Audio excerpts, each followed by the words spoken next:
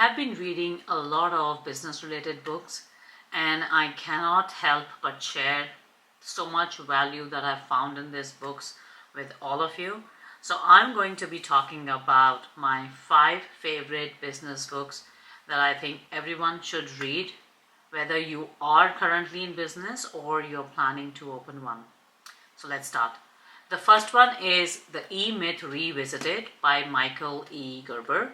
And E-Myth stands for the entrepreneur myth. Now this was recommended by Ali Abdal in one of his YouTube videos, and I cannot recommend this book enough. This was actually my very first business read, and it is a book that opened my mind for a lot of things which I was not even aware. So the book starts with talking about why small businesses fail and what can be actually done about it. Like I said before, if you have an open mind, you will like the way it is written, because it is not a blueprint that you can plug and play into any business. It needs a lot of comprehension and introspection to get the answers for your own self. It is a book that looks at business from very different perspective and why anyone actually starts a business. As I am into art business, I am still not very sure as to how the franchisee model that this book is referring to can be replicated for an art business, but that is only one aspect. The questions that Michael has asked the protagonist in the book, Sarah, are so compelling, and I have sat down and looked at the answers for myself, and it has really got me thinking as to why actually am I into business and what am I doing wrong and how can I pivot and make it right. So few things in the book that got my attention in the very first 18 pages, like I haven't even reached the second chapter. So number 1 is the myth that small businesses are started by entrepreneurs risking capital to make profit. And Michael totally debates this and says that the real reasons people start businesses has actually very little to do with entrepreneurship, and I think it is so aptly true. The second concept he talks about is the entrepreneur seizure, as to why does someone actually goes into business, and the moment they think that they want to open their own shop, how their thinking changes and they cannot think about anything else. And then finally, he talks about the fatal assumption that where we go wrong is actually when we open in shop because of our technical skills, and we lose or we defeat the purpose of actually what business actually is. Definitely a must read with an open mind for anyone who's planning to go in business or who has already started but is struggling. My second book is Artist Freedom Formula by Lloyd Coenin. And this was now my first artist business related book, and it has changed my outlook towards art business completely. The way this book is written, it is actually a blueprint, a step-by-step guide on how to start an art business and how to succeed as an artist in today's day and age, especially in this digital world. He is talking about actually giving a guide on the sales funnel to reach a broader audience, and the steps exactly, like he's even given a manuscript on what can you write in your sales funnel. So Lloyd is obviously sharing his strategy, which probably is one of the strategies to succeed as an artist, but the ideas definitely can be replicated across all artist genres with just a little change in the offering. What are the few things that got my attention in this book? Why building an email list is the most important thing, how big the art industry actually is, and everybody can get a piece of it if you are consistent and you focus.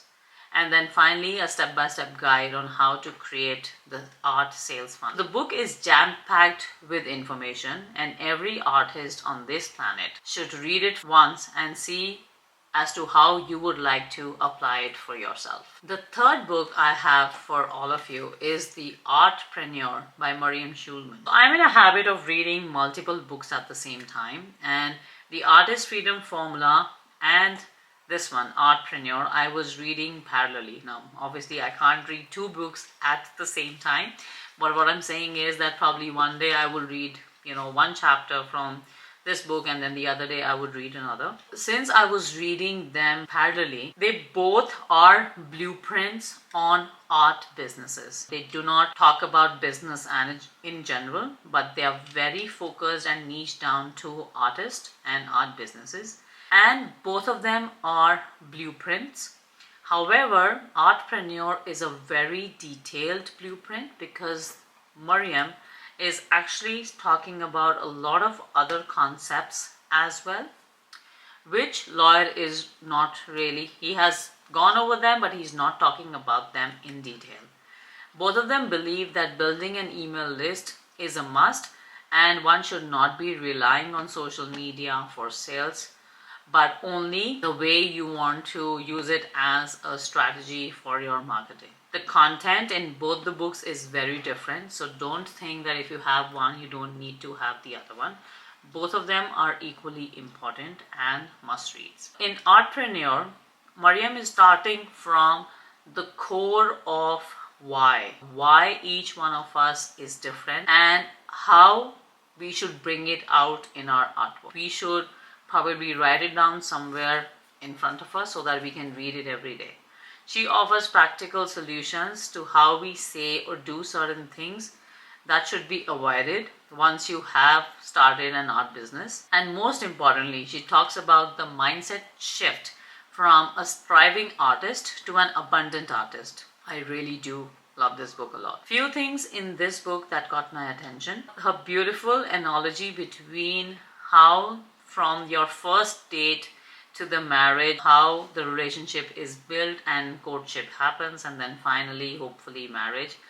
And how she explains that the email list is what you do from your first contact with your collector, how you build relationship through regular emails, making ensure that your collector falls in love with your work and then finally buys a piece of art. The second beautiful concept she talks about is that how we often see marketing is focusing on the fears and anxieties of people.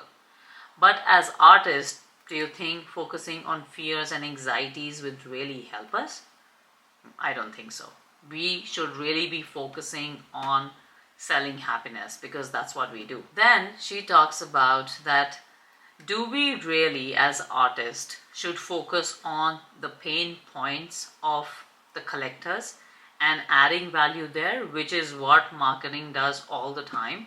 And personally, I have always got lost in this because I really don't know how can I solve someone's pain. So she tackles this by saying that we solve problems, but we solve problems on emotional level. So I highly recommend getting a copy of this book if you have already not read it.